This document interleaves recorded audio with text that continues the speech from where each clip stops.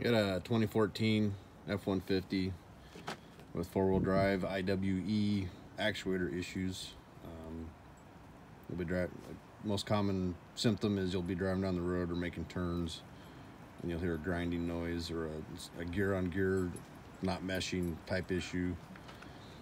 And what mine ended up being was this vacuum tube that goes from basically your solenoid that actually turns on and off, actually engages your four-wheel drive by shutting the vacuum off and causing the IWEs to slide on the CV axles, whatever you want to call them, onto the hub, engaging the four-wheel drive. As you can see, I put a check valve that is pretty common failure. That one actually was bad. Yeah, it was a $12 part. I ended up ordering them from Ford, but I was still having issues, so I actually ended up replacing the IWE itself, the actuator, that part right there with the purple paint on it. That's your actuator.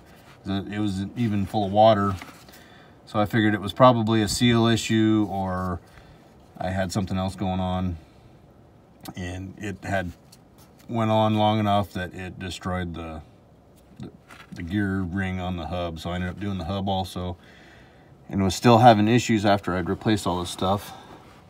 And luckily on YouTube, I'm not the only one having this issue, but I can't remember the guy's name, but he ended up replacing this vacuum line. It goes from basically your frame rail or your strut support.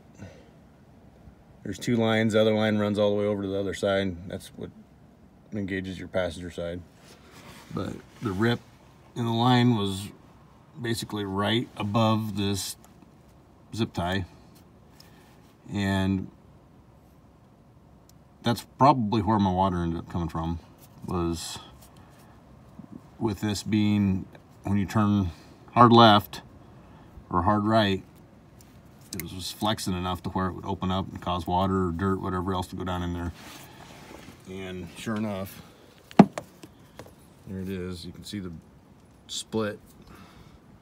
When it sits in there like this, it has enough seal to cause it to not lose vacuum, but the minute you start turning or going over bumps or whatever, I'm sure it was flexing enough to where it would open up.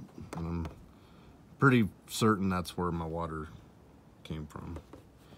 So hopefully this helps anybody else having these issues. It's a pretty common issue on these trucks.